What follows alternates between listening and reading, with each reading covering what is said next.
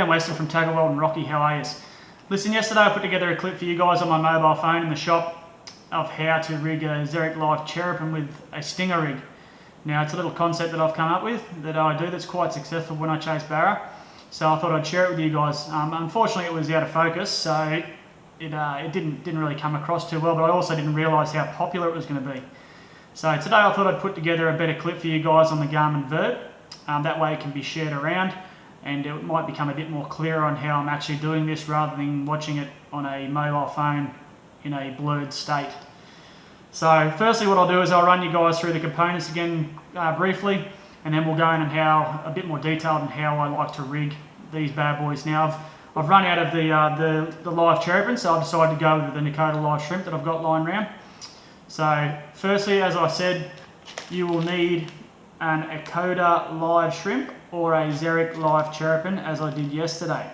Not much difference. One is a smaller profile, which is the live shrimp, and one is a larger profile, being the cherubin. So either or, just depends on how the fish that you target are feeding, whether they want a bigger profile or a smaller profile. So the second thing you'll need is the mustard ultra point fast attach clip. I'll twist it around that way so you can see. In a number 2 size. Now I like to run a number 2 size because it just fits over the barb of the TT jig head hook setup that I use. So you may have to adjust if you go to a bigger hook. It'll have a bigger barb, so you'll have to adjust your size of those fast attach clips to suit. The second thing, talking about jig heads, is the TT Headlocks jig head. In this case it's a 3/8 jig head with a 50H hook. I like to use the headlocks because it locks the shrimps in a bit better. TT make an upgraded sort of hook, which I prefer. So that's why I run the TT jig head, but of course you can run the Berkeley Nitros or whatever jig head style that you like to run. Next, you'll need a good set of trebles. Now I like to run the BKK Raptors. They're sharp, they're strong for the species that I chase, being barra, and in this case I'm running a number 4. So yesterday I was running a number 2 for the larger profile cherubin. Today, with the Ecooda being a smaller profile, I'm running a number 4.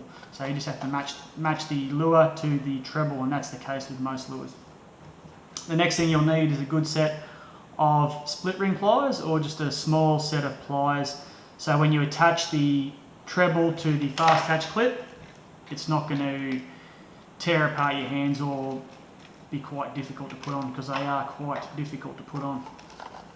So firstly what I'll do is I'd like to run you through obviously the whole setup, kit and caboodle from start to finish. Now obviously live shrimp in the packet is rigged up weedless.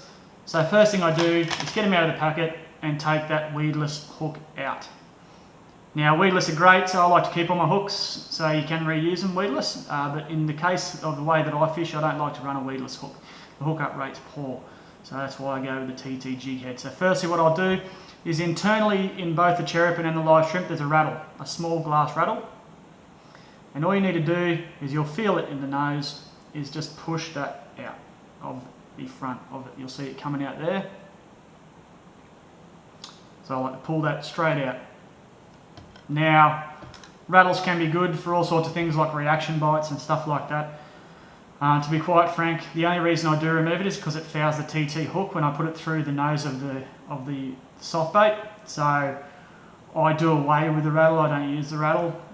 If you wish to use the rattle, I'm sure there's other ways that you could use the rattle within that lure. But unfortunately in the nose, it fouls the hook, so I get rid of it. So firstly what I like to do after doing that is to attach the treble to the fast attach hook, and it's quite easy. So it's like a rounded sort of split snap swivel sort of setup. So the eye of the hook, and it's just a on, twist, and bang, you're on. You can see how it's a lot easier to use with a set of pliers because they're quite a small little clip.